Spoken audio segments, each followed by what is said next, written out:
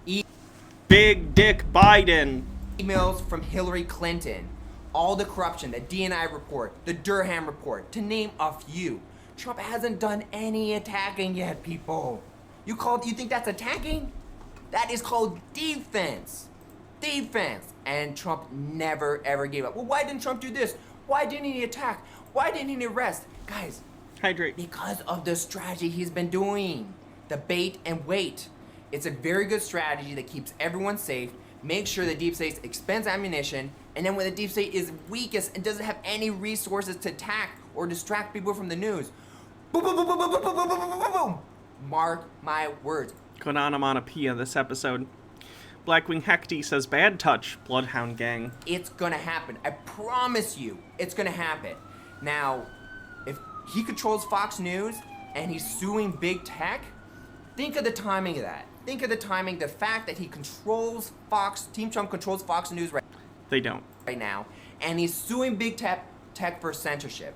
And he's gonna lose because the lawsuit has a variety of issues. What's gonna happen? Not the least of which is him trying to claim, or rather his lawyers trying to claim, that Facebook, Twitter, and YouTube count as state actors because Congress passed 230. Hats off. Okay. Tea with Goblin says, hiding underneath blankets, drinking gin from a water bottle. It's a defensive strategy. Defense. What can I wear? Oh. Coppers driving by with their lights on. What could I wear for the hats off?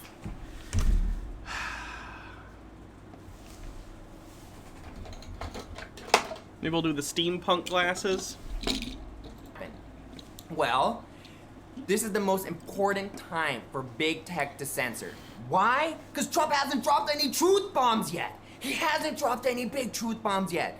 He hasn't. So this is the most important time for big tech to censor. They have to censor now. But it's also the worst time for them to censor because he's filing a lawsuit. And so now the courts, they're looking at big tech and saying, are they gonna censor? Are they really censoring? And when Trump drops all these truth bombs, there's gonna be a mountain of evidence about the censorship. A mountain of evidence. So think of the strategy here. Guys, it's brilliant.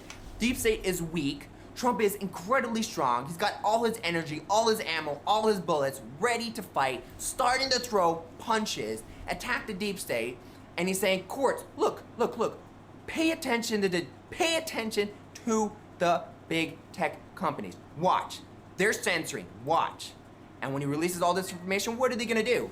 They have to censor it. And then what's Trump gonna say? See, courts? They're censoring. They're censoring. They're censoring. And they're doing it in a treasonous way to help Biden win. They are going to get in big trouble. This strategy is brilliant. Now, do you guys see from a bigger perspective what is going on here? You see why I've been confident from day one, why I never lost hope, why I've always been like, guys, we're winning, Trump is winning, don't worry, we're winning. This is why, guys. I'm just so excited because for many months, I was talk, and people were like, I don't know, and I was a big laughing stock. But now things are turning around. Okay, I don't know about that. DM Trey says, so with the controlled demolition claim, we would expect to see all the windows bust outward at roughly the same time, so the buildup of gases from heat. That's why real controlled demolitions need to remove the glass from the building first, and Zamsada says this is getting a little exhausting. I know. Ooh, a fire truck. Something on fire near me?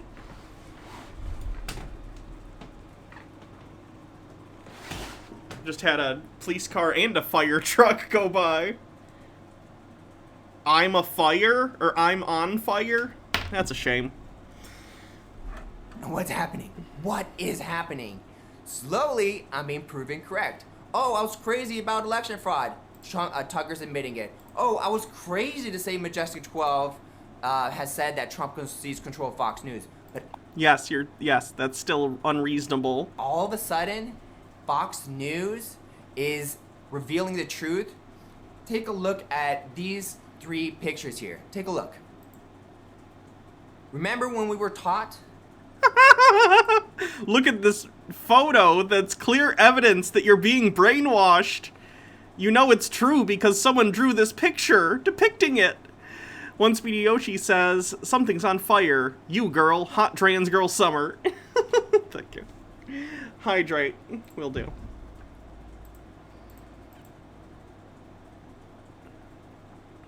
That Fox News is controlled by the Cabal Illuminati. These are the connections.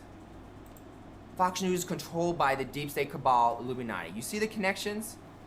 Fox News is brainwashing central. They would never, ever reveal the truth about the election. Not in a big way like Tucker has. They can't do it. Now, they can... DM Trey with Bit says, this girl is on fire! Touch it a little bit. Remember when everyone recently this year left Fox News because they're like, Biden won, he won fairly, blah, blah, blah, and everyone moved to Newsmax because they were lying? That's what they're supposed to do. They're supposed to lie. They sell lies, people. But we are concerned about the troubling trend of irresponsible, one-sided news stories plaguing our country. Plaguing our country. The sharing of biased and false news has become all too common on social media. More alarming, some media outlets. This election was done. Let's publish these. I'm pretty sure these are all from Sinclair Broadcasting, which is a right-wing media group. Does Peter not know that? Same fake stories without checking facts first. The sharing of biased and false news has become all too common on social media. More alarming, some media outlets publish the same fake stories without checking facts first. But with Fox News specifically, they're addressing a very intelligent audience, Republicans. So they got to sprinkle a little truth here and there, a little truth here and there.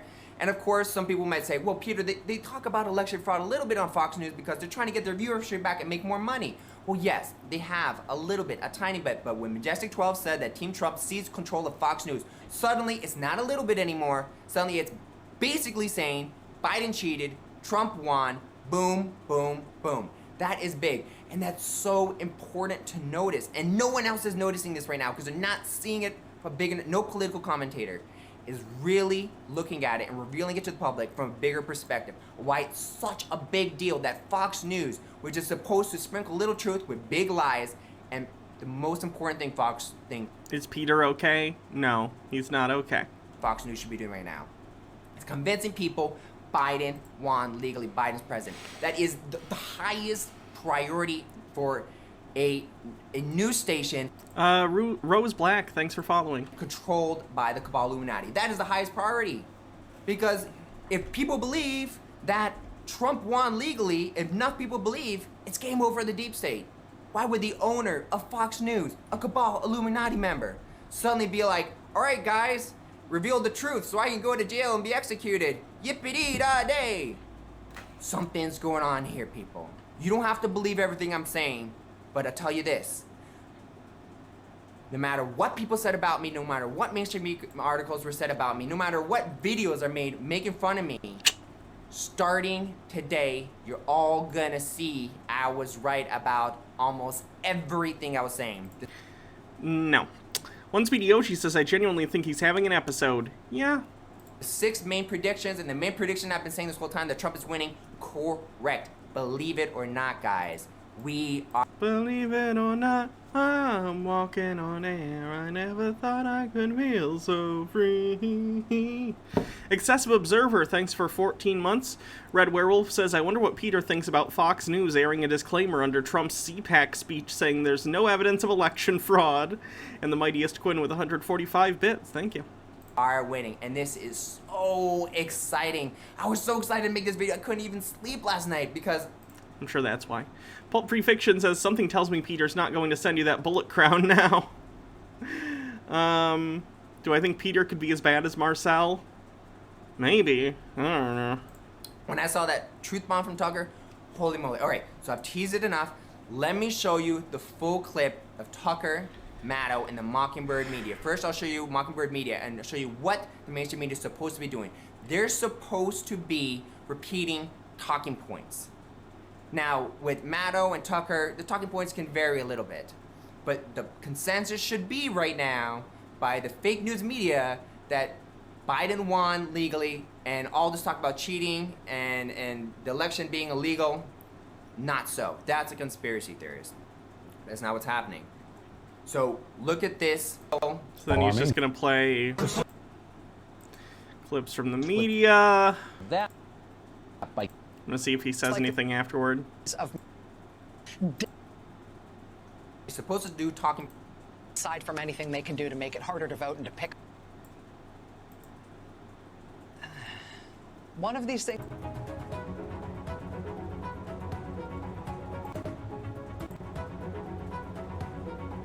You could have cut this now end that bit. you've There you go. compared what the mainstream media is supposed to do, the Mockingbird media is supposed to do talking points, you see what Tucker's saying is the extreme opposite of what Rachel Maddow is saying. Yes, which was based on the title of the segment, Earth 1 and Earth 2, on Rachel Maddow's show. She's saying how these partisan bubbles that we put ourselves in terms of media basically have created two parallel realities existing in our country, because there are people on the right who believe sort of QAnon, Peter, Mike Lindell, Trumpian conspiracy theories, and then you have people who are more in line with reality. That was kind of the entire point. Something's going on, people. There's MSNBC and Fox News are supposed to be controlled by the same people, so why are... They're not, Peter. Unless if you mean by the same people, you just mean the wealthy, but they're different wealthy people.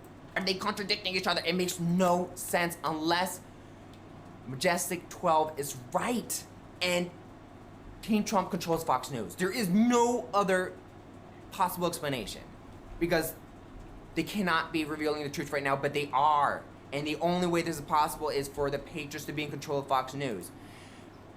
Let me be crystal clear here. One American News Network, they're good. They haven't been spreading lies, but they don't have a big audience, so right now they're not really relevant. Not sure, I guess they're controlled by good guys. Not sure if they're controlled by the patriots, but definitely controlled by good guys. But Fox News is where the action's at, because most Americans are Republicans. 2/3 of Americans right now are Republicans. That's absolutely not true. Where does he get that information from? There's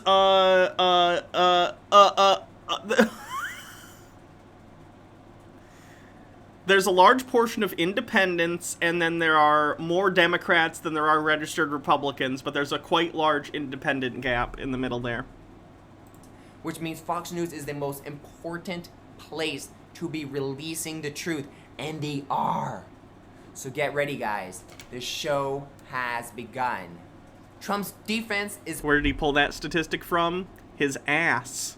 Over, which means the deep state's offense has pretty much sizzled out. And now we're gonna see the lion roar. Now we're gonna see Trump fight. Now we're gonna see I was right over and over and over again about my predictions. You're all gonna see it. Mark my words. You're all gonna see it. We're winning. You'll all see. I'll show all of you. This is healthy. This is good. Trump's winning. Trump controls Fox News. We are gonna overturn the election results. Trump will be president this year. Mark my words. Watch, guys. Watch. This is, again, I'm sorry if I'm too excited, but like, when I have all this frustration because there's not enough evidence to convince you guys, the audience, or Democrats, and people are making fun of me, mainstream articles are attacking me, and all of a sudden, things are turning, finally, it's hard to stay calm because this is exciting. This is so exciting, guys. This is so freaking exciting. The fact that the offense has officially started, and all these crazy predictions that I made, all these conspiracy theories. Now, all of a sudden, I'm gonna look like the guy who knew all along what was going on. You're gonna... I find that to be interesting as the focal theme of the video. It's not just about Trump is winning. That's sort of the subsection B plot going on here. The headline of this video is, everyone will have to apologize to me and admit that I was right all along. This is Peter tripling down and saying, no, I'm right, despite the fact that I've been wrong this entire time. Everyone will have to grovel for my forgiveness for not believing me. It's a very unhealthy attitude. Have I seen Victoria's Secret, Karen, yet? No, I have not. Let's see. People are going to be like, well, Peter was right. Well, Peter was right. Let's see what else he has to say. Peter was right. Let's see what else he has to say. Again, like, see what I'm saying?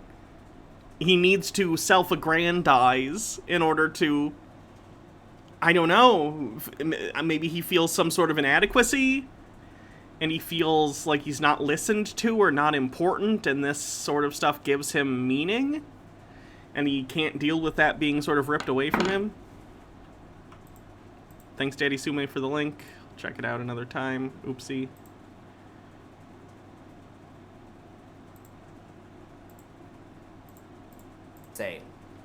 I'm very excited. Now, if you want to support me, share this video and subscribe to my Rumble, subscribe to my 2 YouTube channels in the description below, and share this content. Please like it, and if you really want to support me, donate. There's donation links, Venmo, PayPal, Cash App.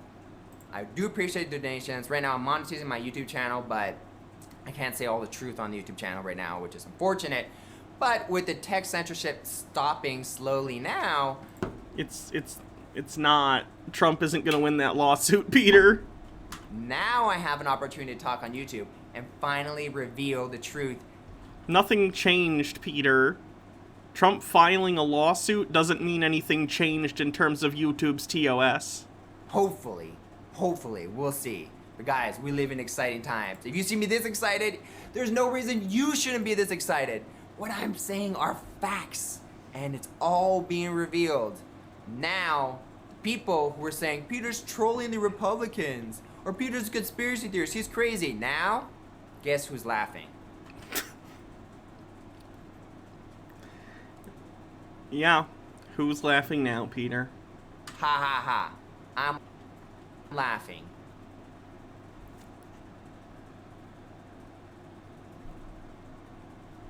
Because Republicans are winning, we were right, you were wrong, and look, I wish no harm on the Democrats. I love the Democrats. I feel bad for the Democrats. But some really bad people who call themselves Democrats have been committing treason. Fact is, they're gonna get a fair trial. It'll get a fair trial, but I already know they're gonna be found guilty and sentenced to death. That's how fair of a trial it is. I know the outcome. Daddy Sume says if he is so sure he's right, he should just put his head down to protect his kids from the deep state until Trump comes back and he's vindicated. I would agree. And they're probably gonna get a death penalty. That's a fact. And I can't wait. Let's bring on the legal executions. There's a reason that Trump said, let's legalize the firing squad. Let's legalize public hangings.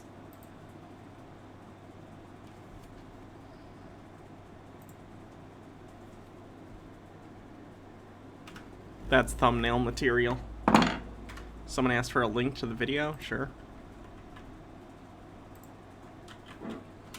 Hold on, I gotta save that picture in Paint.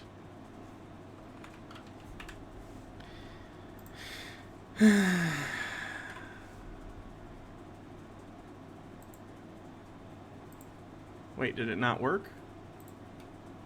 Hold on. I thought I hit print screen.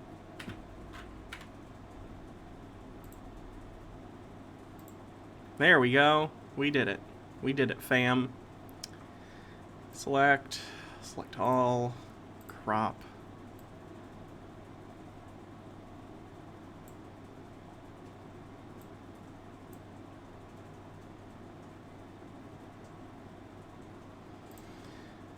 File, save as. Done. That's for us, people. That's gonna be the end of the show. It'll be a dark period, but after that, med beds are coming. Yep, you heard me. If you got... We're gonna kill a lot of people, but afterwards, you're gonna get med beds. A sci-fi technology that definitely exists. This far in this video, I'm about to drop a few more truth bombs. Med beds are coming within the decade. Space travel's coming in between 10 and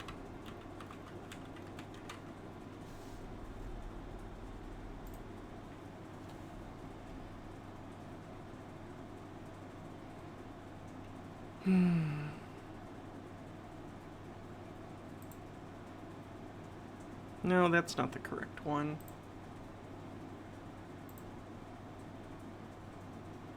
The Journal of Neuroscience. Oh no, I guess it is.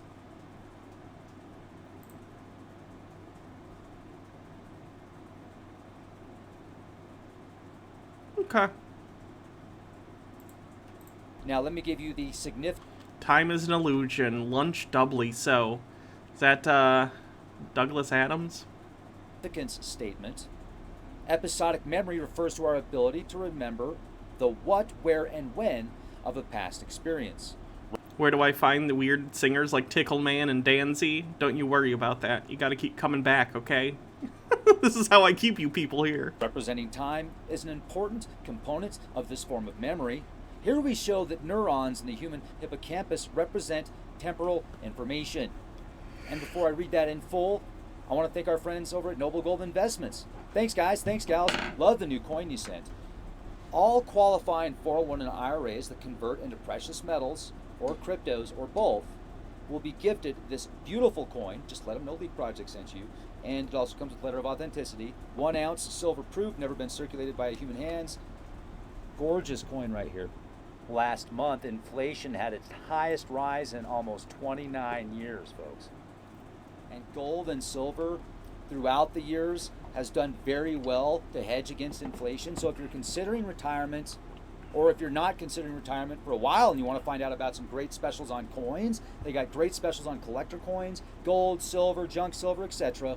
1-877-646-5347. And enjoy this presentation. Okay, let's get back into this. Specific significance statement.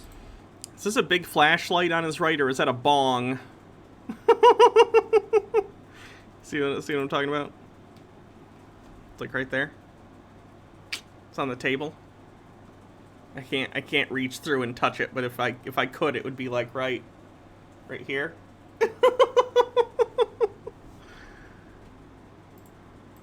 This temporal signature was observed both when participants were actively engaged in It's a fuck machine. It's like a fleshlight, but with power. Oh god. Memory task, as well as during 10-second long gaps when they were asked to wait. It's a bong light. Is that like a flashlight that you power via the like suction that you it'll light up for like 5 seconds every time you take a hit. Wait before performing the task. Furthermore, the activity of the population of hippocampal cells allowed for decoding one temporal epoch from another. These results suggest a robust representation of time in the human hippocampus. So, it is describing how certain parts of your brain are lighting up, they're igniting, and that is causing the decoding of time. And I guess what we could look at as a linear fashion, but we can also go back into our memory banks and look at it as the past. We can project into what we perceive as the future, even though without these markers, it seems as if time would be all at once. Could you imagine? I don't think that's what it's saying. Spongy Lord with 100 bits says, a bong? Thanks for reminding me. Loud bubbling noises. I would imagine that these, whatever they are that they're studying, and again, I don't know anything, but neither does this guy. He's just sitting in an RV next to his sex bong machine flashlight. But, like, I would imagine they're describing things that help our brains keep track of time and the passage of time and our relationship to it. But that doesn't mean it doesn't exist in some external fashion. Like, my brain also has neurons that help me understand the shape of this phone. How it looks, its color, its smell, its feel. That doesn't mean that these are factors that are completely independent of the outside world. My brain just has a way of taking the signals that I get from interacting with the world and interpreting them for my consciousness. Right? Nick says, what about the mouthfeel?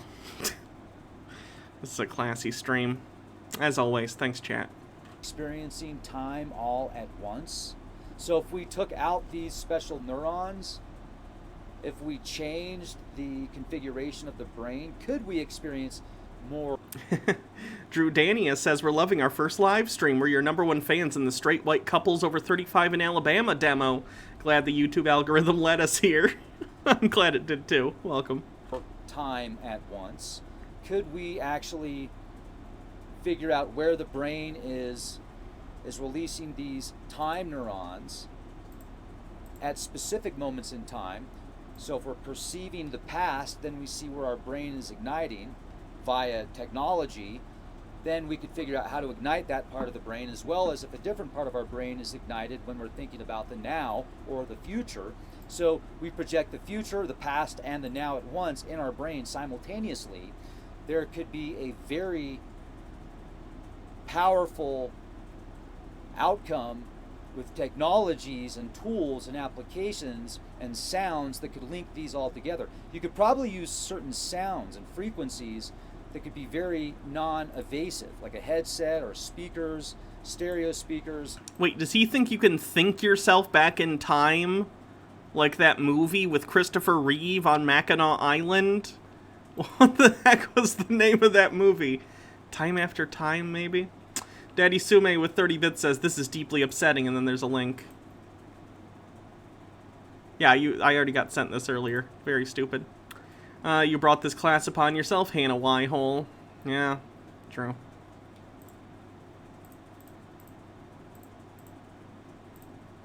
A headset would probably... No, somewhere... Was it Somewhere in Time?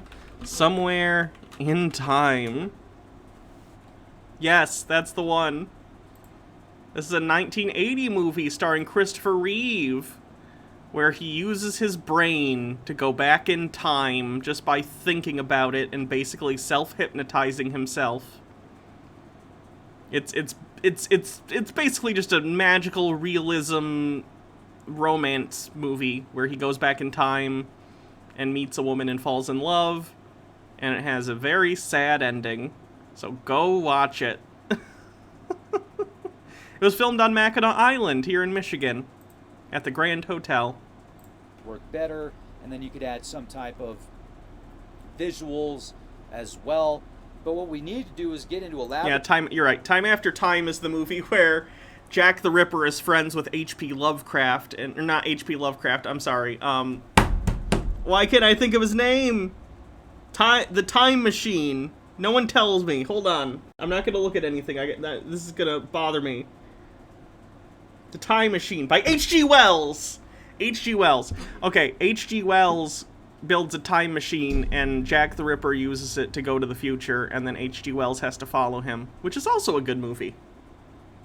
Setting and find out exactly. The scene I remember the most from that movie is H.G. Wells goes to a McDonald's. It's the 70s, because that was when the movie was made. And he goes to a McDonald's, and he makes some comment about he didn't think Scottish food was this good, because McDonald's. Speedy Yoshi says, what about In Time, the awful Amanda Seyfried and Justin Timberlake, where time is literally money? I've seen that. It's what I call a good FX movie, and what I mean by that is if it's like 2:30 p.m. on a Sunday, and you're at home, and you have nothing to do, and it's on the cable channel FX, it's fine to put on in the background while you play Pokemon or whatever. Exactly which part of the brain is activated when you're thinking about the past, thinking about the future, and going into the now. Then we activate all three of those, and geez, you could time travel essentially. Oh, what about Bob? Oof. No, that does not happen. And you could time travel. You could see where you're going in the future. If they could refine it, you could literally time travel in your brain. No, you can't. And then you see the future, you bring it back, and you could change it as best as you knew how, if you chose and accepted to do that. So this could truly be time travel in the mind without even having to go there physically. And then if we can do that, I mean, speaking of the Mandela type. Wait, why do you think Christopher Reeve was a piece of shit? What did he do? Did he do something I wasn't aware of? situations that we've heard of, right? These effects that people perceive the past as different. If you could start to time travel in your mind, then you could change the entire matrix.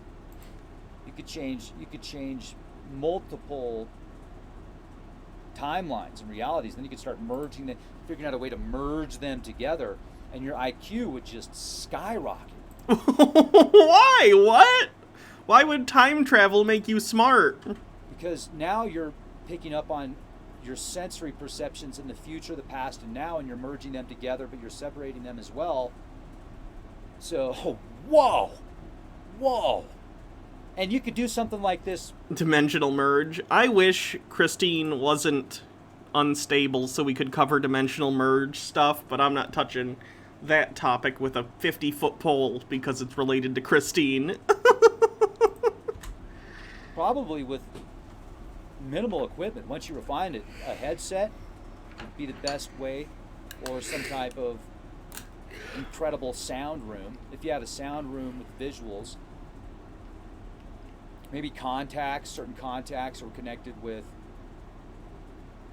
robotic tech, or miniature robotics, nanorobotics, optogenetic type technologies, where you could use you could actually learn how to manipulate the neurons and genetically alter the neurons, and then you could quantum connect to those neurons because they would come from you. So you could be linking to these biological computers and simultaneously running in conjunction together, and you could start time jumping. This is word salad on the bingo card, by the way. Yes.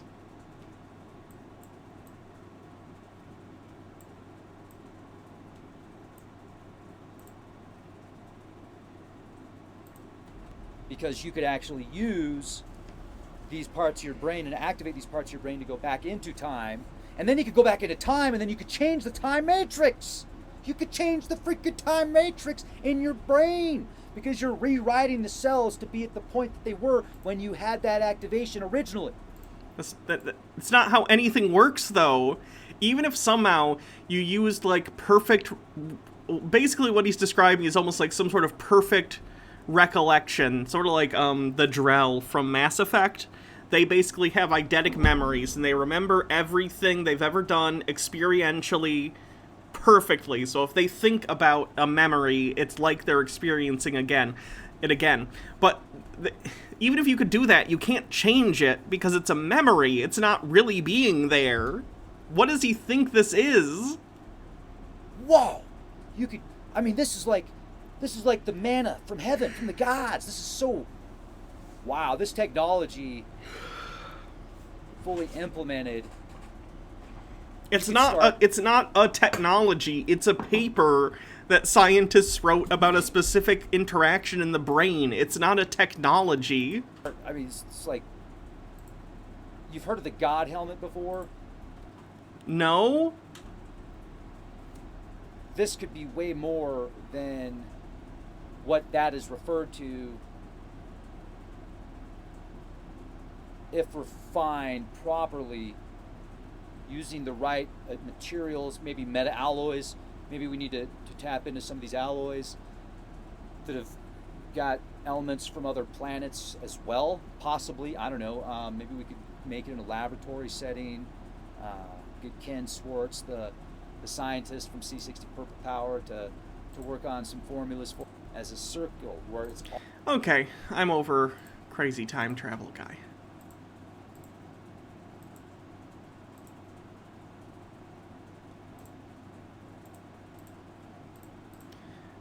Okay, I think we've probably waited long enough.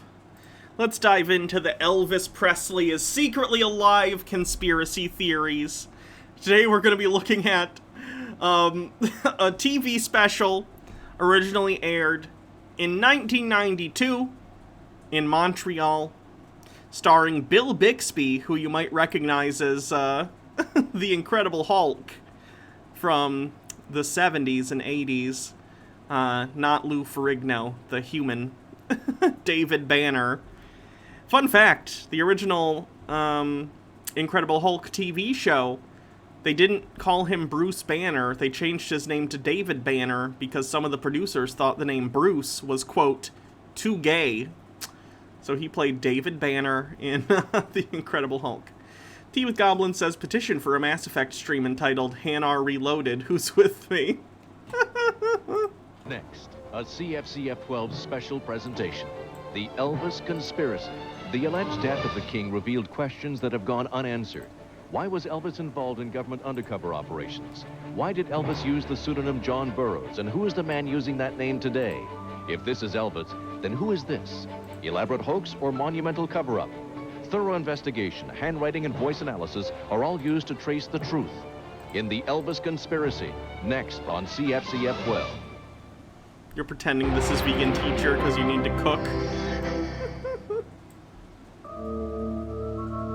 The following program contains recreations that dramatize the events surrounding the mysterious death of Elvis Presley. The program also contains interviews with some of the actual people involved in these events. August 16th, 1977, paramedics arrive at Graceland and try to revive what appears to be the corpse of Elvis Presley. They are unsuccessful, and the man is pronounced dead. The world mourns the passing of Elvis, but others begin to question the official story of his death, and the mystery begins. August 14th, 1991, millions of people around the nation watch the broadcast of The Elvis Files, a program detailing the startling charges that Elvis Presley is not dead. Thousands of people contact the program, some of them with information that supports the Elvis Files' ultimate conclusion, that Elvis Presley, the king of rock and roll, may still be alive. One Speedy Yoshi says, this reminds me of how in GTA 3 and Vice City, you can find newspapers and banners that say Zombie Elvis found. And Blackwing Hackney says, it wasn't mysterious, he had a heart attack on the toilet. The Elvis Files. Let me see if we can find that first special. Oh, good lord. This is the special that came first, apparently. 1977, paramedics were dispatched to Graceland. Elvis Presley's girlfriend, Ginger Alden, was there at the time, along with one of Elvis's closest very, very old copium friends, Joe Esposito.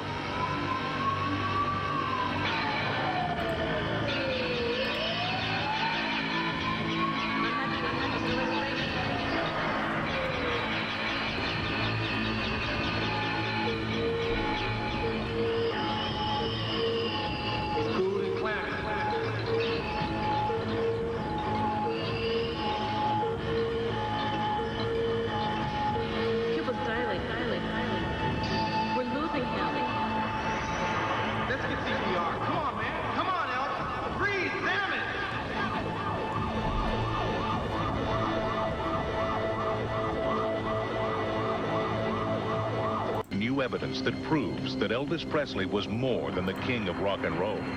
Much more. What secret business was Elvis Presley conducting with two different American presidents? Why was Elvis Presley's middle name misspelled on his own grave? Who was this man photographed at Elvis's house 4 months after Elvis allegedly passed away? I started traveling. Lily Love Stuff says, I miss conspiracy theories like this, like what happened to fun conspiracy theories. Now everything is just racist. This is good stuff right here. I don't know. Daddy Sume says, think this is going to be as insulting as Wired, Hannah? What was Wired? I don't remember that. Who was this mysterious phone caller, captured in a conversation recorded in 1981? Why is Elvis Presley's name found on over 1,400 pages of FBI documents? And why are some of these documents still classified? All this and John much Belushi biopic that was insulting. I never saw it. more tonight.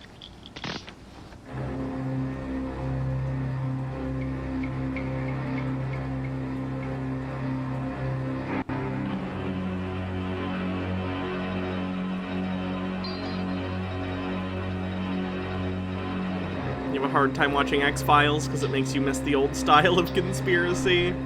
Yeah. Tonight, live from the Imperial Palace Hotel and Casino and the Legends in Concert showroom in Las Vegas, in a television exclusive, the real story behind the event that shocked the world. Classy. The Elvis Files. Maria Columbus is the president of the oldest Elvis fan club. 30, 40 minutes later, Vernon Presley called us. Monty Nicholson is an investigator for the Los Angeles Sheriff's Department. The body may very well not have been Elvis Presley. Gail Brewer Giorgio is the best-selling author of Is Elvis Alive? And The Elvis Files. The only place it's misspelled is at the plaque at Graceland, the final resting place. Paul Wiest is an internationally renowned handwriting expert. And handwriting notations were made on them, and Elvis Presley's own handwriting. Luke Dion is an author and political... Zozo Horror Show says Elvis lives in a nursing home with Black JFK. I saw it in a documentary called Bubba Hotep. I remember that. It was cool how they fought that mummy. Thank you. Thank you very much, ladies and gentlemen. Hello and welcome to the Elvis Files. Now, the stage was Elvis Presley's second home. He spent much of his life performing live to millions of his adoring fans. But we're here to look at another side of Elvis. F. Scott Fitzgerald once said, "The test of a first-rate intelligence is the ability to hold two opposing ideas in one's mind at the same time." Well, that's what we're asking you to do. Now, I'm sure if we took a hand vote, most of us believe that Elvis Presley passed away in Memphis 14 years ago this week. May I ask, how many of you think Elvis died August 16th, 1977. Would you raise your hands? All right. Now may we see hands for those who think that Elvis may be alive. Oh no! So many people. Stephen J. Neptune Man says, one of the best jokes in Men in Black. You do know Elvis is dead, right? Nope, he just went back home to his home planet. I would love to see a breakdown of those who are still alive, who are part of this taping, of the percent that said they believe Elvis is secretly still alive. How many grew up to be Trump voters? I'm just curious. Versus the other ones. I'm curious if there's any correlation. Very interesting. Thank you. All right, I must say that I was inclined to go along with the first group. But we think that by the end of our program, you too will be able to hold two opposing ideas in your mind. First, that Elvis Presley passed away in 1977, and secondly, that he still may be alive. Some of the reasons why you might be able to do this are contained right in here. Inside these FBI files is dramatic evidence that there was more to Elvis Presley than meets the eye, much more. These documents prove that Elvis Presley may have had a life or death reason for disappearing from public view. And they also hold information that strongly suggests he was still alive at least 4 years after he was found dead.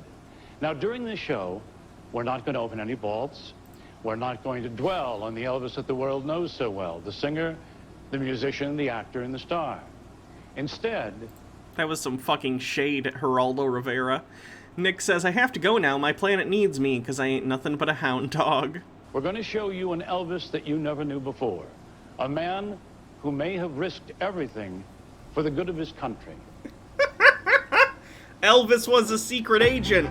They're going to talk about the Nixon war on drugs thing and going to completely misinterpret it. Bitter Old Ass Broad says Bill Bixby was a conspiracy theorist. I don't know if he was personally. He hosted this as well as James Randi thing, though, so... We've brought together a panel of experts who think there was a whole lot more to Elvis Presley than meets the eye, and they're going to share what they know with you tonight. We've set up a special 900 phone line because we want your questions, input, and observations. In a few minutes, we'll tell you how it works.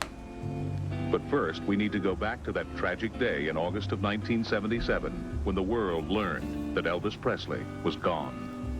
My father was listening to the radio in the back while he was working, and when he told us, we just stopped and cried. It was unbelievable. The name's Presley, Elvis and the Presley. Radio announced that he died, and God, we both looked at each other and said we couldn't believe it. You know. I do remember being, crying and being all upset because, he had that feeling about him like he was one of us. It was on the television, the news is how I heard about it. I just felt very sad. He's like one of the greatest musicians that ever lived. Every time I see Elvis or hear Elvis sing or see a movie, I get this real warm feeling. I remember him dying, and I hope his soul's in heaven. He was a very sensitive and very kind compassionate. Do I think Prince or Michael Jackson will be the next to get the still alive conspiracy? I know there are Michael Jackson ones about that.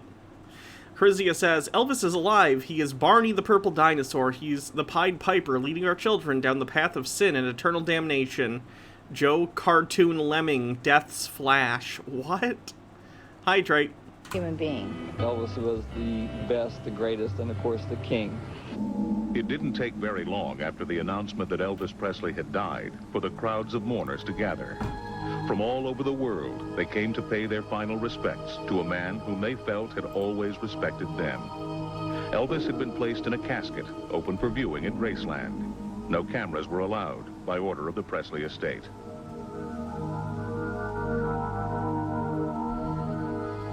Silently, mourners passed by to say their final farewells. Elvis's cousin, Gene Smith, felt he had to personally say goodbye to the man he had loved so much. When we viewed the body for the last time, I stood there quite a while looking at his hands, and of course he was always breaking bricks with his hands. He had calluses on the bottom of his hand and big old rough looking nose. Why was Elvis breaking bricks with his hands? Back from therapy, what did you miss? Peter had a complete mental breakdown, so that's good. What conspiracy do I want about me after I die? I want people to come up with a conspiracy theory that I was competent at entertaining my audience, which is frankly more ridiculous than Bigfoot. Tea with Goblin says, my dad was a trainee doctor in 1977. He remembers a couple of suicide attempts coming into the ER the night that Elvis died. Oof. Uncle, his nose looked kind of puggy looking, and his right sideburn was sticking out straight out looked about an inch. And his hairline looked as if it had been hairpiece, something glued on somewhere. It just didn't look right. And his hands was just as smooth as a newborn's baby's behind, you know. And it seemed like they probably put a bunch of foundation on his hands because they were very pale. Like it was sweating on around his hairline. It could have been sweat, it could have been glue, I don't know. Guessing it wasn't sweat. But I just didn't believe it was him.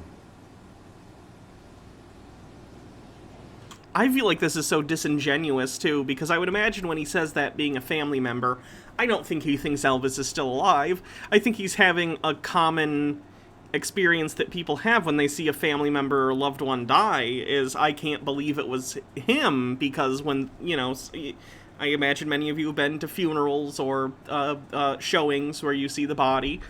There's just a quality to them that isn't there. There's a very different quality to a body than there is to an animated person, you know? So it can be very surreal to look at that person, but it's not that person. And I think he's just describing that universal experience, but they edit it in such a way that it makes it sound like he's saying, well, I found it suspicious and I don't think it was really Elvis, but I don't think that's what he's saying. He's just saying, you know, they made up the body and they did the best they could, but a dead body's a dead body, and he looked off, and that's creepy, and that's sad, and it is, but, like, that's not a conspiracy. That's a dick move to take his family's words like that and try and twist them. Morak says, you are competent. I'm very entertained by your existence. The conspiracy begins. Do, do, do, do, do. Do, do, do, do. Gene was not the only person who noticed that something seemed odd.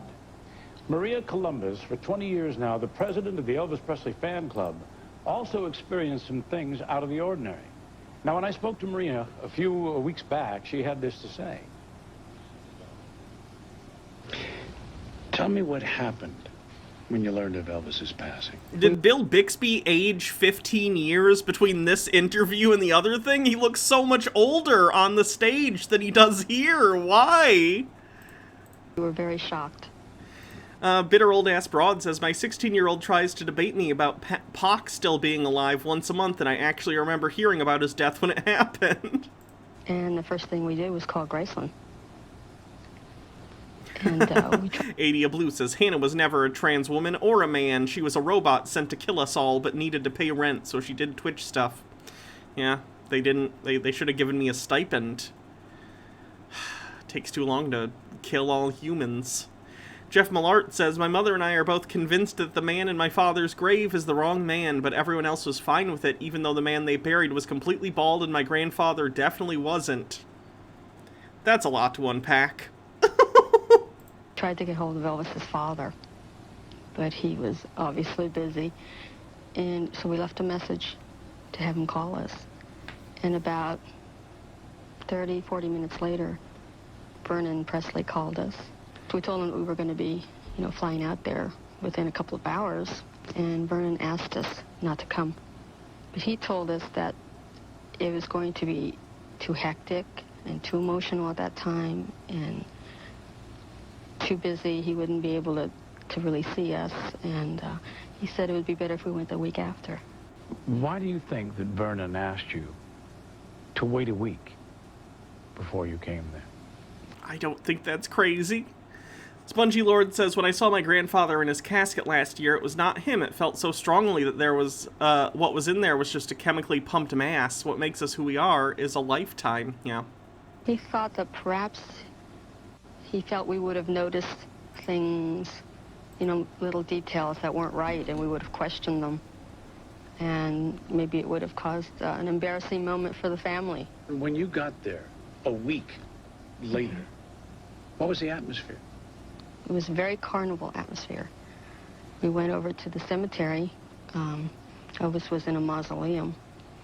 And there were people selling Cokes and popcorn. And there were people posing with the guards, because they had guards in front of the mausoleum door. We felt nothing of Elvis. And that was carried over a few months later when we got a hold of the inventory of Elvis's estate. Mm-hmm. It's about 84 pages long. And it felt wrong. There were so many things missing that should have been on there. And I'm sure no one else in the family came and snatched stuff. Rublum says, Hannah, you silly sausage. If you weren't entertaining, I doubt you'd have lasted so long on YouTube or Twitch. It's just all a coincidence. It just happens. I mean, personal items that you were aware of? Right. Elvis's diaries were not listed, his journals. Mm-hmm. He may have requested whoever was the executor to already deal with those and either take them somewhere to be archived or destroyed. Some people write in journals, but they don't necessarily want them shared after their death.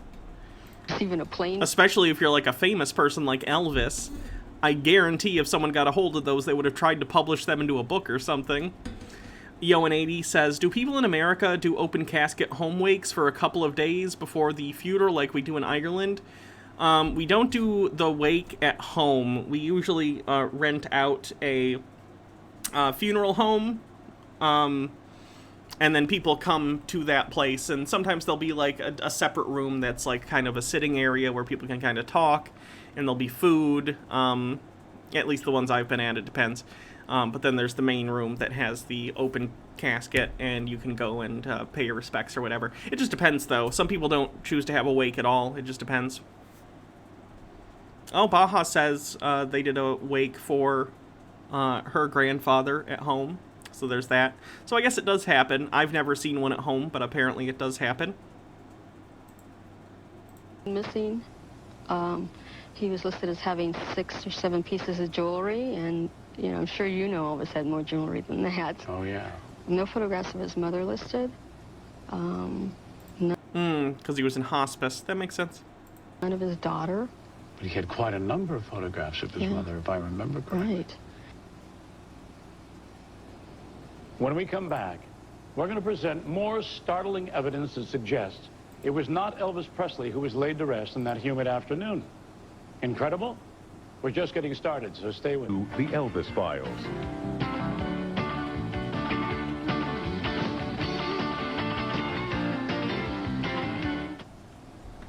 Now, a few minutes ago, we heard from two people who believe that Elvis Presley was not laid to rest in August of 1977. But if it wasn't Elvis Presley in the coffin, then who was it? Someone who might have that answer is Gail Brewer Giorgio. Gail is the author of the best-selling books, The Elvis Files and Is Elvis Alive? Now, here's what she had to say when we spoke last week. Let me ask you a question with regard to your book, The Elvis Files. It's significant to you that the name Aaron was misspelled. Why is that so significant? Elvis was born an identical twin. His twin brother, Jesse Garon, died at birth. With great thought and deliberation, Elvis's parents named him Elvis, A-R-O-N, so that whenever Elvis saw the name of Jesse Garon, he'd always know that Aaron was a part of Garon. So emphatic were his parents to have A-R-O-N spelled with a single A, that when the doctor mistakenly filled out the first birth certificate with two A's, this was on January 10th, 1935, they insisted a new one be written. Okay, so they probably fucked up the plaque or whatever, too. If the doctor at the hospital fucked that up, does it not stand to reason that at the end of Elvis's life, someone else might make the same mistake? They didn't have Google back then, so you couldn't be like, wait a minute, how do you spell Elvis's middle name? They just had to go with it, and it's Aaron, so you're gonna assume it's spelled the typical way unless otherwise instructed. Lily Love Stuff says, black funerals have great food, would recommend. And Morak says, when I die, I want my body to be cooked in a giant hot pocket, just like the Lord would want. Morak pocket. Which was dated January 12, 1935. This new one with the single A spelling. From the time Elvis was able to sign his name, it was Elvis, A-R-O-N. Elvis himself told many people he spelled his middle name with a single A. Biographers and researchers attest to this spelling. Even the Tennessee Historical Commission reports it's A-R-O-N, not A-A-R-O-N. All legal documents. Let's see if there's any information on this. Why did they misspell Elvis's middle name?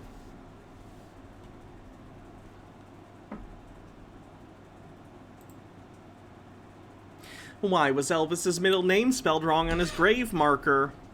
The correct spelling of his middle name has long been a matter of debate. The physician who delivered him wrote Elvis Aaron Presley in his ledger. The state-issued birth certificate reads Elvis Aaron Presley. The name was chosen after the Presleys' friend and fellow congregation member, Aaron Kennedy, though a single A spelling was probably intended by Presley's parents to parallel the middle name of Presley's stillborn brother, Jesse Garon.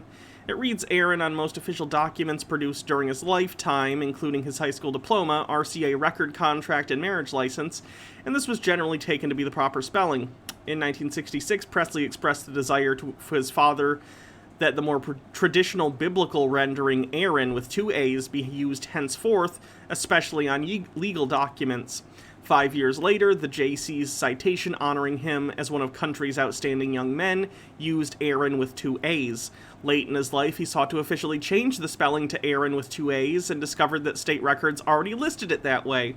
Knowing his wishes for his middle name, Aaron is the spelling his father chose for Presley's tombstone, and it is the spelling his estate has designated as official. Well, that took 5 seconds.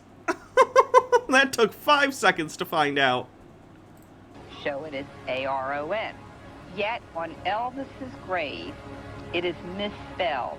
It reads Elvis. I don't love Hot Pockets more than you, Baja. But I do love Hot Pockets.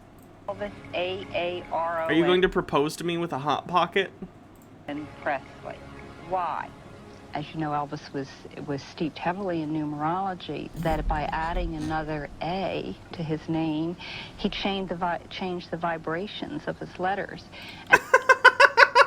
That means nothing. And he would have been a higher spiritual number. He would.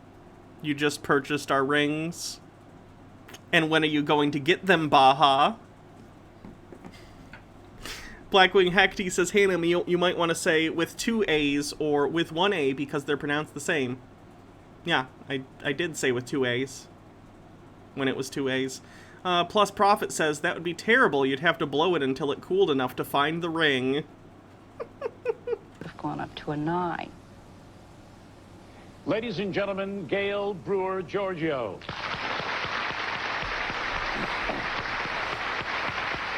Welcome.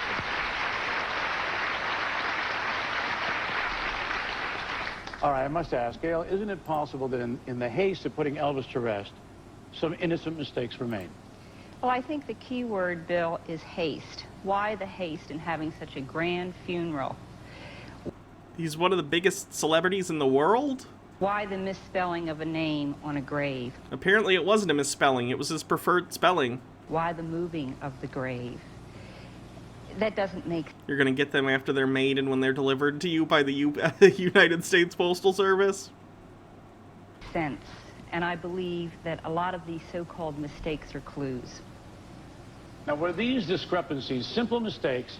If you were going to fake your own death, why would you leave clues? Are you Edward Nygma? Do you have a complex where you need to leave clues? That doesn't make any sense. Normal people don't do that. Stephen J. Neptune Man says, the whole Elvis is alive really isn't a thing anymore. I know a huge Elvis fan who doesn't buy into it. I mean, it makes sense, especially as time moves on. Like, even if Elvis hadn't died when he died, he still would probably be dead by today. Like, the dude was not healthy. Clues that point to a still unexplained direction. We'd like to know what you think. Is it possible that Elvis Presley might be alive? Now, I understand that our phone banks are very overloaded already, so please, let's take a call. Oh, I'm sure the calls from random people in the, when was this, 91? I'm sure these people are going to be very, very reasonable. Do we have a caller, please? I saw Elvis down by the Wawa! Yes, hello. Hello. Yes, my question, in the event that Elvis isn't buried in the backyard at Graceland, where might he be laid to rest? Gail? I have no idea, because my premise is that he's not laid to rest.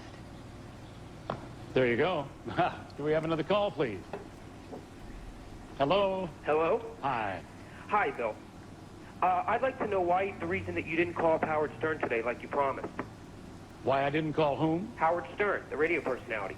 This is Captain Jenks. Was Howard Stern making fun of this, I assume, at the time? Oh, hi. Well, I couldn't call Howard Stern because I was a little bit busy here with about 14 interviews and a show to rehearse and an You awful lied, lot. Bill. I did? Yes, you did. That's very naughty. Shame on me. Do we have another reasonable caller, please? Hello? I got called out live on air. Hello, do we have a call? Hello? Joey is strong with 100 bits says, don't have time to stay, just wanted to say that I love you. Thanks for the content. Well, thank you for dropping by. Hi. Yes, hi. My name is Louis Morton from Hackensack. I'm just wondering, with all the documented evidence about Mr. Presley's drug use and his poor health, how is it possible that the man can still be alive? Gail? Well, I think that's what this show is about. So stay tuned, hang in here. You'll get your answer. Do we have another call, please? Yeah, answer the question though. Like that's what you're here for. You're on the show. This is a Q&A portion. Morak says, I've read the entirety of The Hitchhiker's Guide to the Galaxy. I know Elvis opened a diner on an alien planet after hitchhiking a ride off-world. Hello? Hello? Hi. Hi, my name is Rose. Hi, Rose. I'd like to know if Elvis is alive, why would he be in hiding? Very good question. Gail, would you care to answer that one? That's another question we're going to deal with extensively. Oh my god, you're in a Q. This is you now. Talk about it now. What the fuck? On this show. It's too elongated an answer to give you now. So no, it's not. Give a truncated version, and then the longer version can run later. Just stay tuned. As a matter of fact, it's a 2-hour answer. Yeah, Hang it's a in long 2-hour enough. answer, yeah. Do we have another call, please? Hello? Hi. Hi, She is selling a book by the same exact name as this special, The Elvis Files. So she's a grifter, in my opinion. This is Randy from Philadelphia. Hi, Randy. Yeah, I was just wondering if Elvis is alive, why wouldn't he want all his fans to know? Yeah, I know She's going to have the same exact answer. We're going to cover that. That's the whole point of the thing. Yes, Gail. Yeah, Randy from Philadelphia. I'm from Norristown, Pennsylvania. That's outside of Philadelphia. I think there are clues that have been left. I think he does want Her his fans answer is to know probably the truth. buy my book. Do we have another caller? Hello out there. Hello. Hi. Hi. You have a question out there? What's your name? Yes, this is Verna, Marshfield, Missouri. Hello, Verna. And I would like to ask, or what you thought, if he was alive and he did come back into the public eye, do you think the public would let him be a person and not have to stay in the hiding and a prisoner in his own home like he had to be before? Ooh. Gail, what do you think? That's hard to answer, but perhaps by the end of the show, when we look into the FBI files and so forth, we might have a better feel. Why are we doing the Q&A sections if you're not going to answer any questions and you're just going to say watch the rest of the show? What's the point?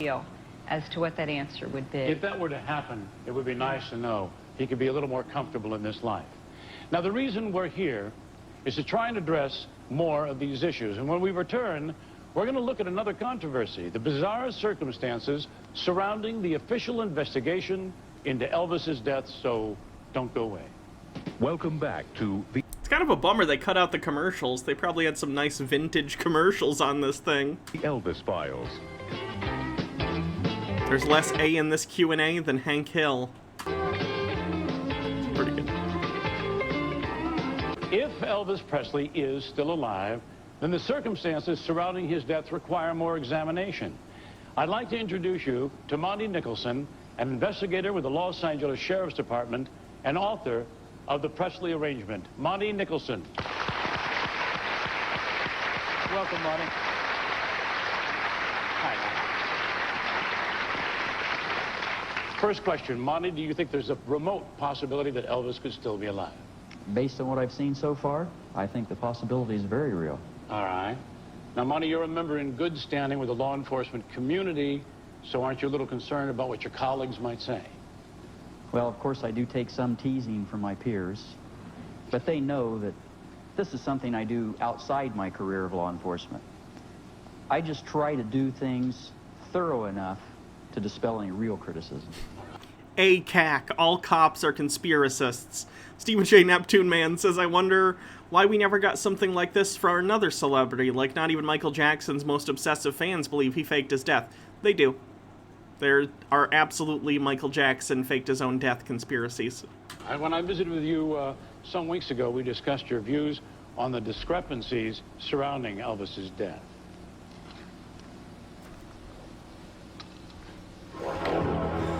The story released to the public said Elvis died in his bathroom and was discovered by his girlfriend, Ginger Alden. Supposedly, the authorities were notified and resuscitation attempts were continued until Elvis's body was removed. Contrary to what one would expect, a house in disarray and emotional upheaval, speculation has it that not only were the bedroom and bathroom cleaned up, but Ginger Alden, prior to the arrival of the authorities, took the time to get dressed and gain her composure. If Elvis died in the morning, how is it possible that he could be getting on a helicopter later that day without being observed? Bill, I'm not sure that he wasn't observed. Why are you not sure of that? In 1977, Monty was contacted by a man who claimed he worked for Elvis. He also claimed to have taken 2 photos of Elvis boarding a helicopter with government agents after the time of his alleged death. Upon seeing the photos, Monty became intrigued by the possibility that Elvis may have faked his death. He contacted the man with the photos. At first, he denied having them. Then he changed his mind, adding, "It will cost you to see them again." Oh, he's being scammed. Great. Lily Lovestuff says, Tupac and Biggie are alive. They're living on a sheep farm in New Zealand. It's very sweet. And Zero M80 said, Elvis went back to his homeworld and Michael Jackson is now part of the Men in Black. Have you never seen the movies? They actually, they didn't let Michael Jackson in. Remember? He was like, I can be Agent M. And they kind of blew him off.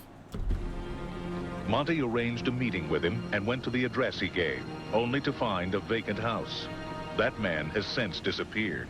Inspired by this incident, Monty decided to... It's almost like he was a scam artist. ...write the Presley Arrangement, which tells the story of how Elvis may have faked his own death. the Presley arrangement was published and placed in a major bookstore chain. Strangely enough, soon after the book started to sell, it also started to disappear. Monty continued to research and write about the mystery concerning the death of Elvis. He was contacted by Gail Brewer Giorgio. What do you mean it started to disappear? During his first conversation, he learned that Gail's book, Orion, had also disappeared from the bookstore shelves. Gail and Monty exchanged information for several months. They concluded that their books may have been suppressed by the same people.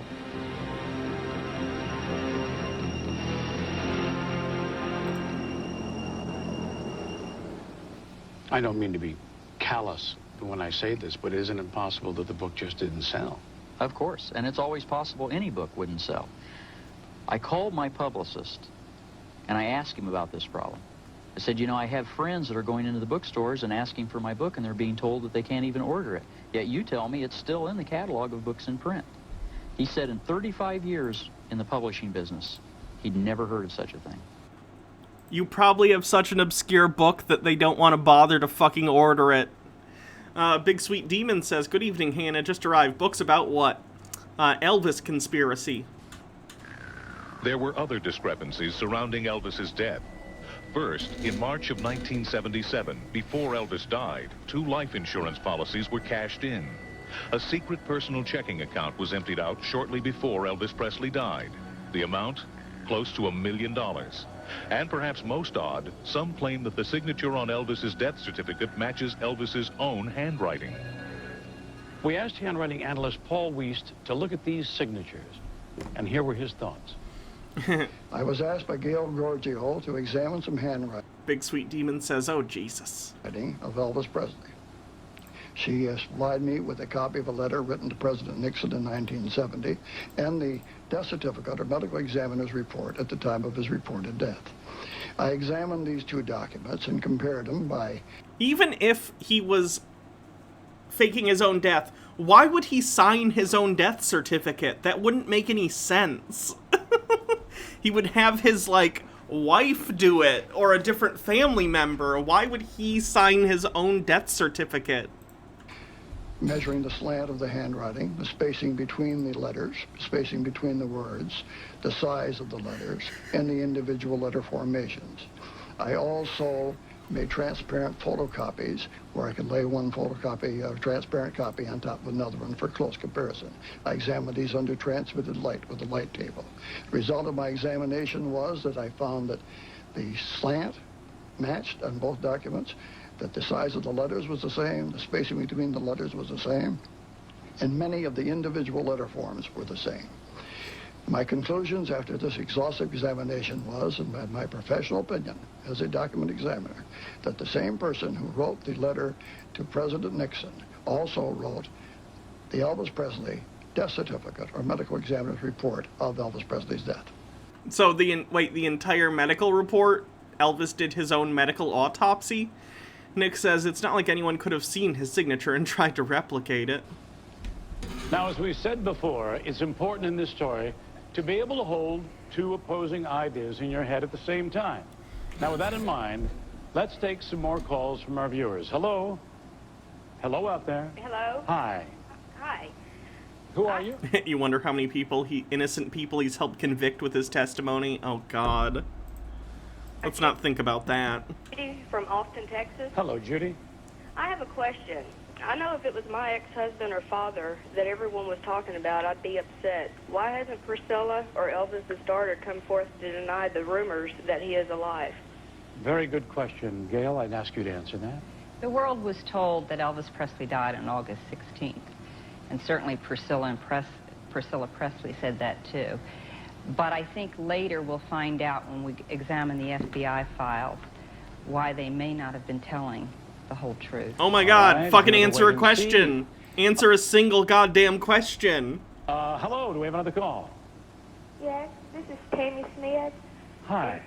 And I'd like to know if there's been any other sightings at Graceland in the last 6 months. Gail? I have not heard of any sightings at Graceland in the last 6 months. But we are going to show you a sighting at Graceland.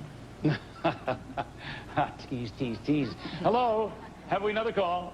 Yes, this is Dean Schrader from Lodi, Wisconsin. How do you do? Now, Elvis loved his daughter so much. I was wondering why that Graceland wasn't inherited to her when she was 25. I knew 4 of the bodyguards, and I knew that Elvis faked his death a couple times in the hospital until the press come and he said he just wanted to see if he could. Nick says, holy crap, transparencies take me back to my school days. I feel old now. And Pyromancer says, just wait, in a couple of years we'll have people claiming Trump faked his death. No, we'll be having people say, well, okay, some will probably say that he faked his death to hide from the deep state. And then other people will say the deep state got him, or some other bullshit. Pull it off. That and why the life insurance policy was never cashed in. Oh, very good. Gail. Elvis Presley left his entire estate to his daughter Lisa. She was to inherit it in 1993 at the age of 25. In 1988, the conditions of that will have been changed. She will not inherit the estate till 1998. Hello, do we have another call? Hello? We have Scarlett from Gainesville, Georgia. Hello, how are you? I'm just fine, thank you. I'd like to ask Miss Giorgio as to why the family or no one will allow the body to be exhumed. Oh, please. Gainesville, Georgia. Yes, if a bunch of crazy people came to me and asked for one of my, like, someone I cared about deeply, like a family member that I cared for, and they're like, hi, we're crazy. We think that your loved one secretly faked their own death. Can we dig up their grave to prove us right? I'm definitely prone to want to give in to the crazy people. That's not insulting at all. Jesus. Georgia High, that's where I live. I do think that's important to remember in this, too. We talk about, like, oh, innocent conspiracy theories, like the Elvis one. And while it's certainly not destructive in the same way that something like QAnon is, or even Flat Earth, like, Elvis had friends and family who cared about him, you know? He was a real guy. So just, like, the audacity of this woman, and frankly, everyone who was involved in this, to try and just stir all this shit up in order to make money over the death of a human being. It's so fucking gross. That's just outside of Philadelphia. To have a body exhumed, number one, you would have to go to court, prove a crime had taken place. No one has done that. There has been no attempt to do it. That's the way it is. I'll also ask Money, that would be the legal case in this, is that correct? Absolutely, and to this point, there just simply isn't any evidence of criminal activity. All right. Hello, do we have another caller? Ah, we have a tone. Need you to turn down the on your TV. Hello? If you're watching out there, I think you're being asked to turn down the television set so that we will not get feedback. Hello? Hello? Hi. Hello? Hello? Do you have a question? Turn down off your the television TV. set because we're getting a lot of reverb here. Okay. Okay. What's your question, please? Oh, hi, Bill. Hello. Yes, I have a question. All right. In reading I have a question, Bill. On the Incredible Hulk, how do they make you so big and green and then turn your back every episode? the tabloid, The Sun, I understand that he was in Texas, somewhere in Texas, a small town there, and he presented a car, a 1988 Cadillac, to a lady there. They went to a notary public and supposedly signed the title over to the lady under the name of John Barrows. Has anyone bothered to go and check with the notary to see what she thought? First, it's interesting that it's an 88 Cadillac. Now, do you have any information with regard to this Well, car? that story appeared recently, I believe in the past couple of weeks. So obviously I haven't had time to check it out. But yes, I read the story, and there were quite a few sightings. But we do not have the answer as to whether it was registered or not. So obviously we have a controversy here.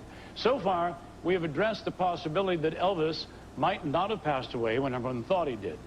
Now let's assume for a moment that that's true, and that he is alive. It stands to reason that someone, somewhere, would have encountered him. When we return, we're going to examine a couple of instances where reliable witnesses swear... Reliable witnesses? They spoke with Elvis Presley. Fantasy or fact? That's for you to decide. Okay, we'll probably watch... We're not even halfway done with this, so we're probably going to watch some of these reenactments of... or the claims that these people are making. And then we'll call it a day. Is Elvis alive? 76% of the call-ins said yes. Oh my god.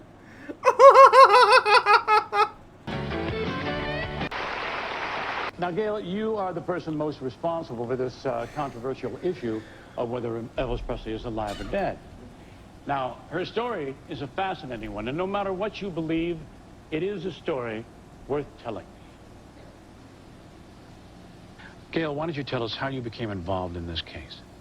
Well, I, like the rest of the world, heard the news that Elvis Presley died at the age of 42, and I was shocked. When I heard that Elvis Presley had died, I was amazed. It seemed that almost overnight a very mortal man was deified. My curiosity led me to write the novel Orion, a fictitious story about a singer who was a prisoner of his fame, a man who ended up hoaxing his own death. The book was sold to a major publisher, a sizable advance was received, as well as a promise of extensive promotion. After the book was released, I began receiving calls that the books were rapidly disappearing under very strange circumstances. More than one store reported that men in business suits came in and purchased the books in quantities, and that once they were gone, the stock was never replenished, which is a very strange business practice. My repeated... That would be on the store, the person who does the ordering for the store, not the people in business suits. Lily Lovestuff says, oh man, Elvis's daughter was married to both Michael Jackson and Nicolas Cage? Is that true? I knew about the Elvis one. I didn't know about the Nicolas Cage thing. Calls to the publisher were ignored. My questions unanswered. Your book just probably wasn't that popular? Meanwhile, as I was investigating the mysterious disappearance of my book, the media and many of the fan clubs were questioning the death of Elvis Presley. Several fans brought to my attention the fact that Elvis's middle name was misspelled on his grave at Graceland. This and other discrepancies led me to write Is Elvis Alive? I was then contacted by Monty Nicholson, a veteran investigator with the Los Angeles Sheriff's Department, who had written a book called The Presley Arrangement, which focuses on Elvis faking his death. Monty and I compared notes and found that despite never having heard of each other, our information was almost identical. My appearances on radio and television shows led to many phone calls, leads, lots of new information. In October of 1988, around 2:30 in the morning, a call came to my home from a man identifying himself as Elvis Presley. Okay, so you had a book about Elvis being alive, and you've made television appearances making these same claims, and then someone called you on the phone and claimed to be Elvis. Chat. I know we're all thinking the same thing, right? She got prank called. Someone's like, oh, here's a crazy lady who thinks Elvis is alive. I'm gonna find your phone number in the phone book. Or whatever, and I'm gonna call her and pretend to be Elvis. Or, she's literally making this story up. It's one or the other. I don't really care which it is.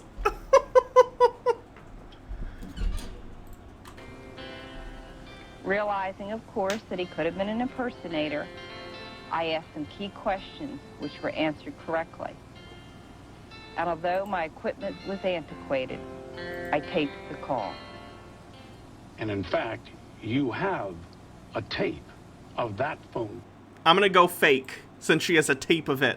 Who has a system already in place to tape phone calls? And a transcript of some of the conversation. Yes, it was kind of funny. Wait, can you use your old style answering machine to record calls that you're currently having? It's like the old kind that uses blank cassette tapes? The dentist with cavity. Or does that only work as an answering machine? I had a very poor tape recorder.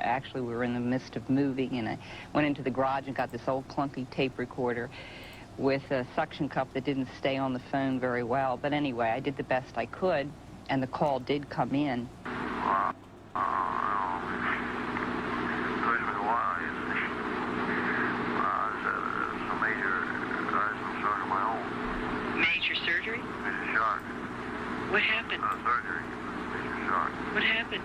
my daughter.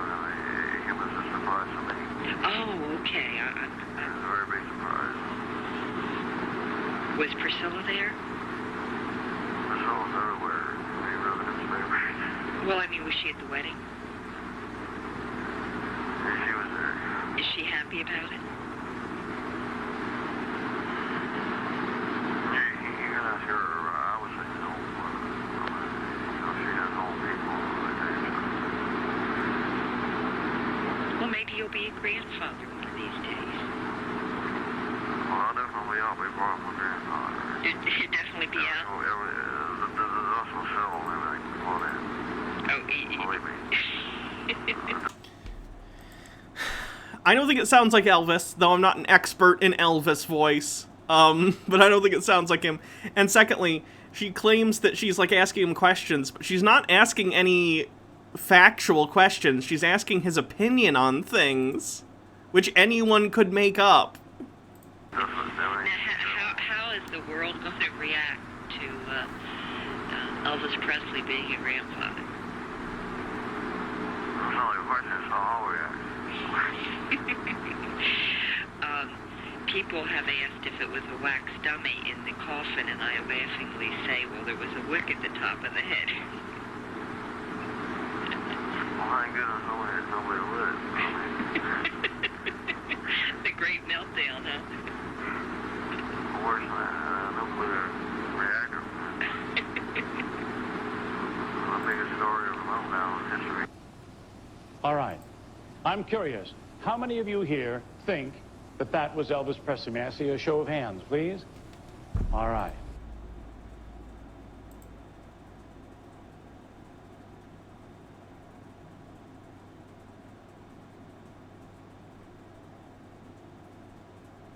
We're all gonna die, and it's the fault of people like this.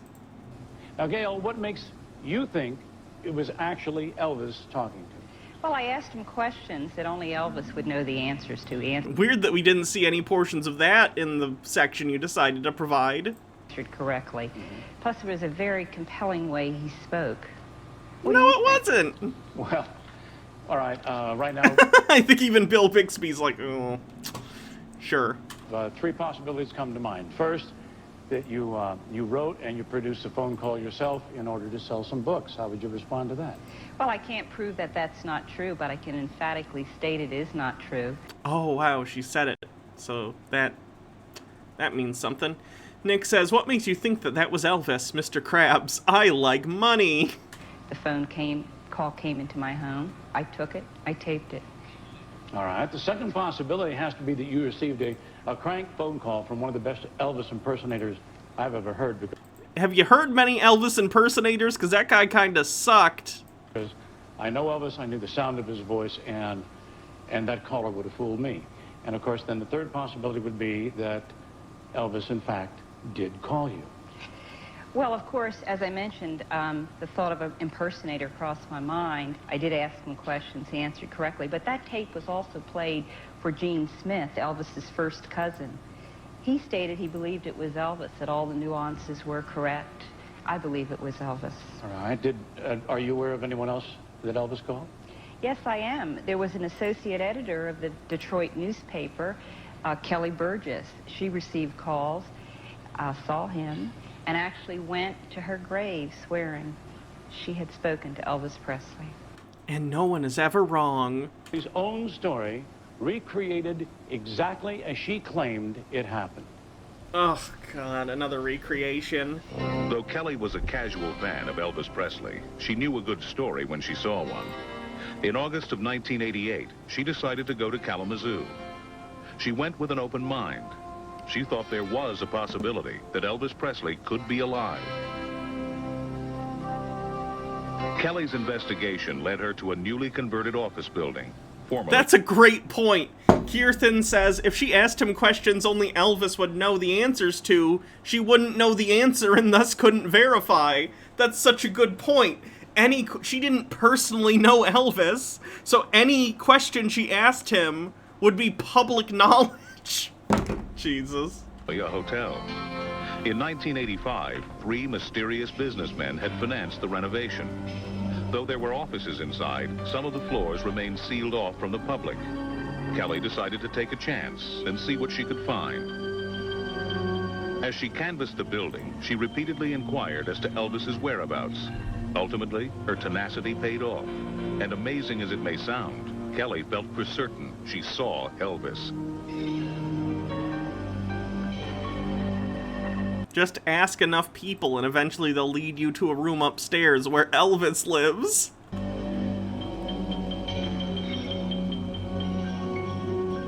No, you can see Elvis, but you can't talk to him. Those are the rules. Kelly was soon ushered out of the building. Then why did they let her in? We'll let you see Elvis. Now that's it. Now get out of here. But she was convinced she had seen Elvis Presley.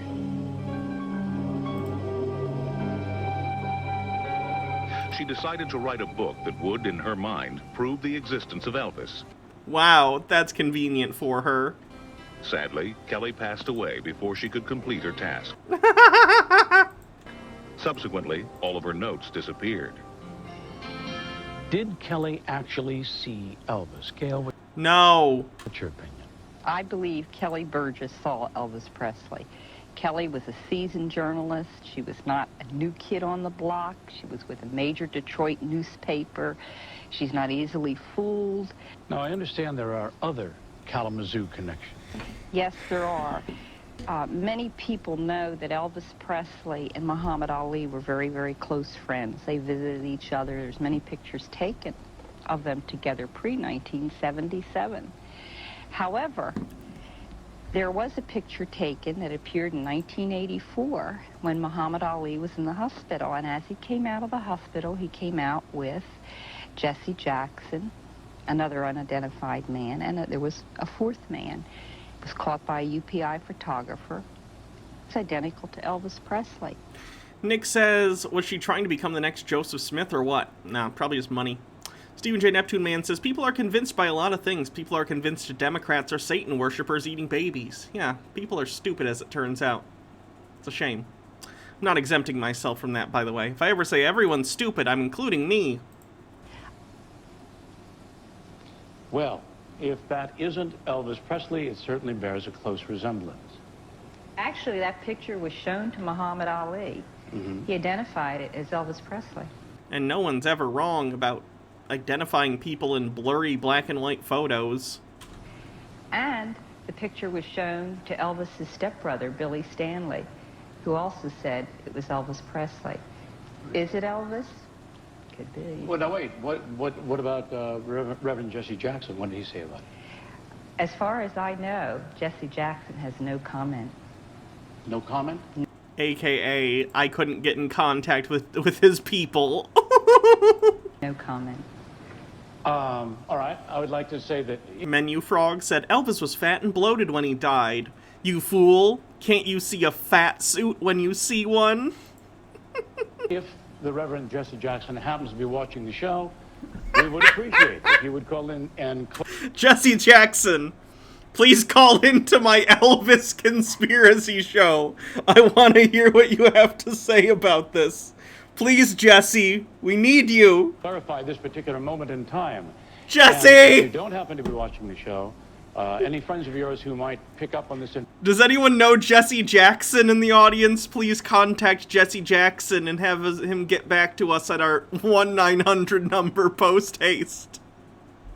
Princess Amelia says, it looks like Elvis Presley. This was taken after Elvis died. Oh, never mind then. Information today. We'd appreciate hearing from you as soon as possible. Thank you very much. I'm sure Jesse Jackson got right on that. Now, that isn't the only photograph allegedly taken of Elvis Presley. When we come back, we're going to bring you the strange story of another picture taken in Elvis's own backyard, several months after he was supposed to have died. Now, who do you think this is? Think about it, and we'll be right back. Does anyone in our audience know Jesse Jackson? 7 degrees of separation. One of you has connections. We can get Jesse Jackson on the phone right now. Okay, I'm done with the Elvis thing for today. The name right on here, the street address. Form of communication, personal. I considered what was in front of me, the more I felt that this was an opportunity to present to the world. Altered Rin is Jesse Jackson. That makes sense. Information which had never been brought to light. Now, the next question asked of me, if you're his friend and he is alive, aren't you jeopardizing that same life? Well, anybody interested in using the information presented in this program, information which has been available for at least 4 years, would have done so a long time ago. So if Elvis is alive, he's obviously well protected. Now, certain evidence seen here even suggests that Elvis himself may be reaching out. If anything can be said of this program, hopefully, is that we have left his life with dignity. And I thank you.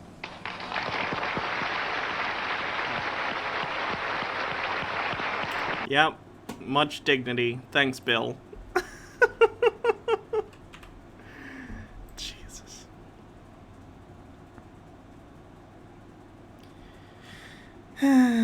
Okay, who are we going to raid?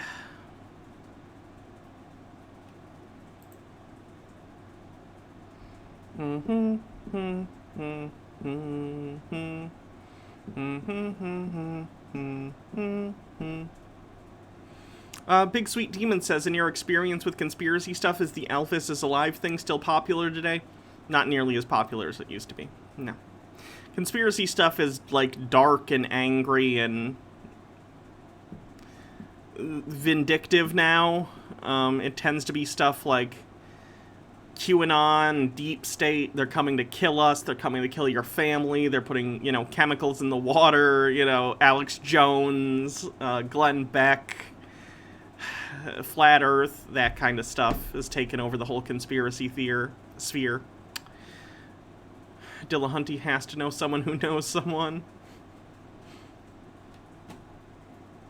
Okay, who am I gonna raid?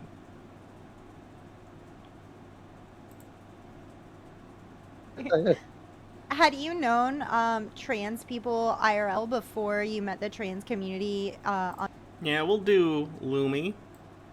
Looks like they're playing Animal Crossing. And talking with Lost Sue. So cool. I hope you all have a wonderful evening. I think, well, I believe I'm doing a charity stream of some sort tomorrow. I gotta figure out what time. I'll tweet about it. Not on my channel, but on, I think it's Sushi Moms? I'm sorry. Let me double check. No, it's Squid, I'm sorry. Duh.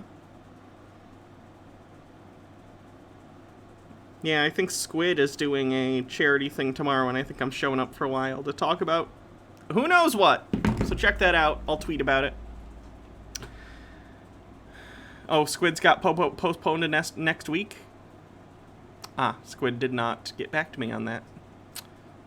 Well, either way, I'll see you guys tomorrow, whether it's D&D or some other kind of stream. See you guys later. Have a good night.